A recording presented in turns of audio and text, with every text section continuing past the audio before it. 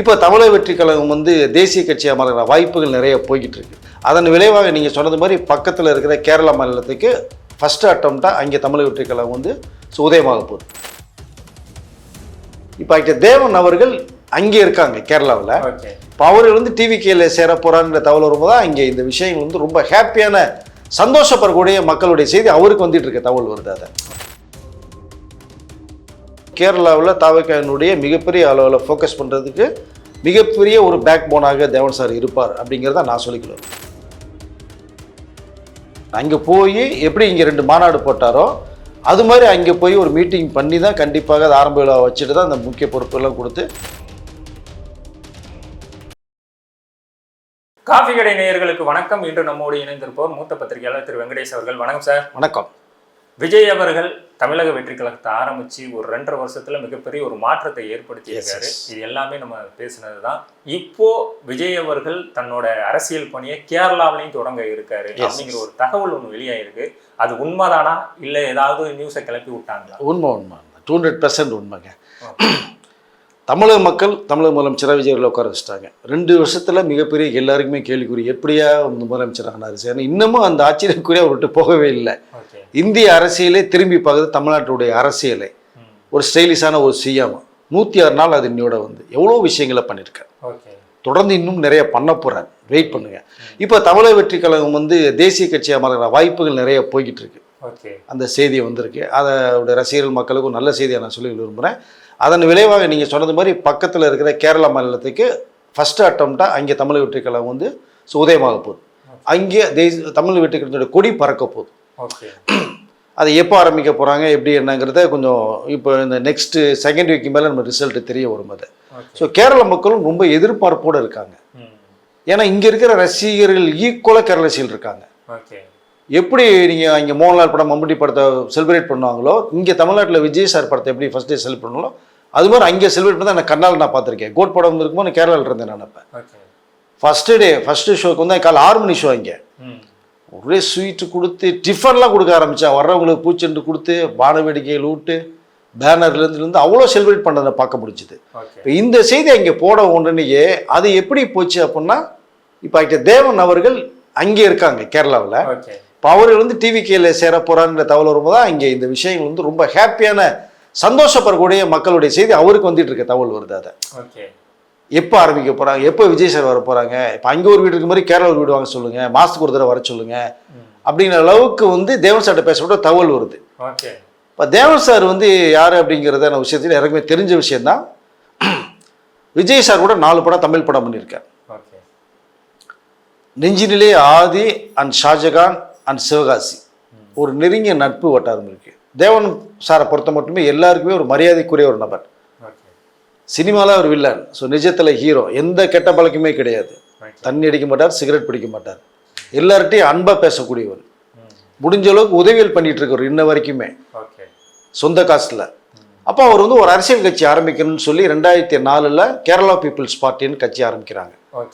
22 வருட அரசியல் அனுபவம் இருக்கு. இந்த அனுபவத்தில் தேவன் சாருக்கு கேரளாவில் எந்த அளவுக்கு செல்வாக்கு இருக்குங்கிறத புரிஞ்சுக்கிட்டு தான் பிஜேபி வந்து அவரை கூப்பிட்டு கேரளாவினுடைய மாநில துணைத் தலைவர் பதவி கொடுத்தாங்க. சரி, ஓகே, நம்ம அடுத்த கட்டத்துக்கு கொண்டு போவோம் நம்ம அப்படிங்கிற முயற்சியில் இங்கே 5 வருஷம் கடுமையான உழைப்பை போட்டார். மக்கள்கிட்ட கொண்டு இந்த கட்சியை கொண்டு போய் சேர்த்தார். சுரேஷ் கோபி அவருடைய வெற்றிக்கெல்லாம் அரும்பாடுபட்டார். அவ்வளோ இறங்கி வேலை செஞ்சார். மிகப்பெரிய வெற்றியை வந்து சுரேஷ் பட்டது காரணம் தேவன் சாருடைய பிரச்சாரம் ஒன்று, அவருடைய உழைப்பு ஒன்று அதில் இருக்கு. பட் கேரளா மக்கள் விருப்பம் என்ன பார்த்தோம்னா பிஜேபி அவர்களுடைய வெற்றி பெறதுக்கான அறிகுறியே தெரியல அப்படிங்கிற சூழ்நிலை மாறுது. அப்போ நம்ம இங்கே ஜெயிக்கணும் பண்ணணும் மக்களுக்கு நல்ல செய்யற தாட்ஸ் இல்லாமல் போகுது. இப்போ நம்மளும் எவ்வளோதான் நம்ம ஒர்க் பண்ண முடியும், நம்ம உழைப்பு பூரா வேஸ்ட்டாக போகுது. பேருக்கு தான் துணைத் தலைவர் பதவியை தவிர அதுக்குள்ள அங்கீகாரம் வந்து தேவன் சாருக்கு கொடுக்கல, அந்த ஒரு மரியாதையும் இல்லை.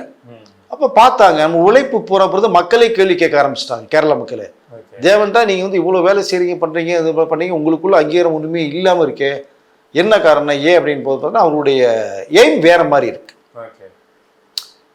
அப்போ யோசிக்கிறார், சரி இனிமேல் இதில் வந்து நம்ம ட்ராவல் பண்ண முடியாதுன்னு சொல்லி ஒரு மீட்டிங்கில் வந்து என்ன பண்ணாங்கன்னா பிஜேபியிலேருந்து நான் ரிசைன் பண்ணுறேன்னு சொல்லி ஒரு தகவலை சொல்லி முடிச்சுட்டா. ரிசைன் லெட்டர் அனுப்பிச்சிட்டு தான் தகவல் சொன்னாங்க.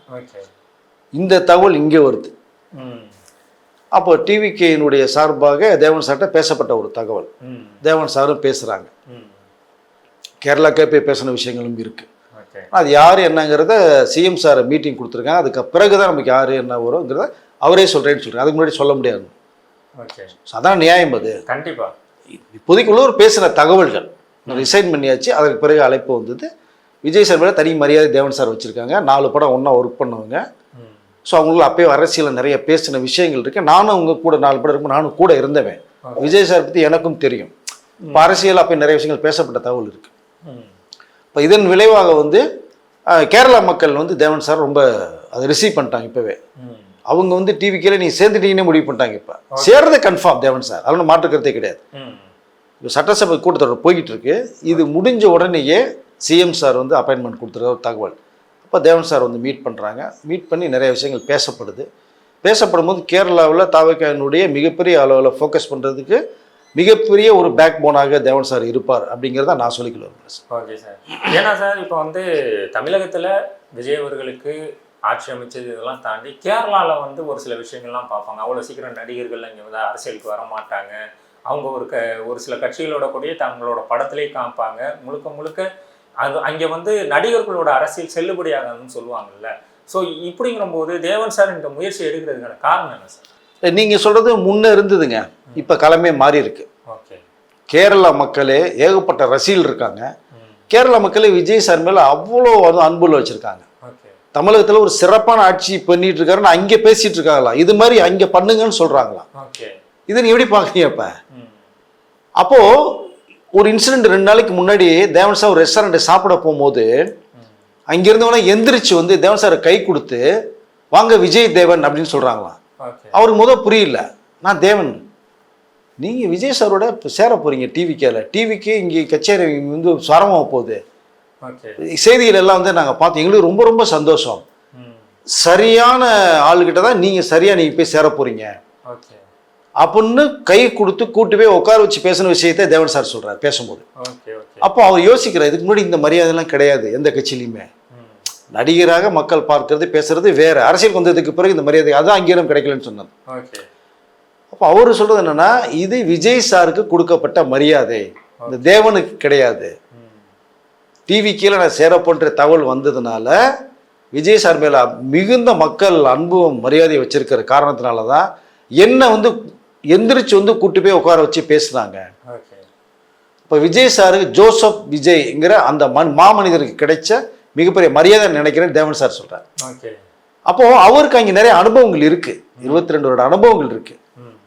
அப்போ ஒரு சரியான நபராக தான் தேவன் சாரே இவங்க பேச்சுவார்த்தையில் போயிருக்கிறதா நான் நினைக்கிறேன். கண்டிப்பாக டிவிகேனுடைய தமிழக வெற்றி கழகத்தினுடைய கேரளாவில் வரும்போது தேவன் சாருக்கு ஒரு முக்கிய பொறுப்பு ஒன்று கொடுக்கும்போது என்ன பொறுப்புங்கிறதுலாம் பேசப்பட்ட தகவல் இருக்குது. அது அவர் தான் சொல்லணும். அது விஜய் சாரை மீட் பண்ணதுக்கு அப்புறமேல் என்ன தகவல்ன்ற நமக்கு தெரிய வரும். அப்போ நம்ம பேசிக்கலாம் நம்ம அதை. அப்போது தமிழக வெற்றி கழகத்தை வேற லெவலுக்கு அடுத்த கொண்டு கேரளாவில் கொண்டு போய் மக்கள்கிட்ட போய் சேர்க்கிற மிகப்பெரிய ஒரு பொறுப்பும் உழைப்பும் தேவன் சார்ட்ட இருக்குங்கிறது எனக்கு தெரியும். அந்த நம்பிக்கை எனக்கு இருக்கு. கண்டிப்பாக விஜய் சாருக்கும் இந்த நம்பிக்கை இருக்கிறதுனால தேவன் சார் பேசின விஷயம் ஒன்று இருக்கிறதா நான் நினைக்கிறேன்.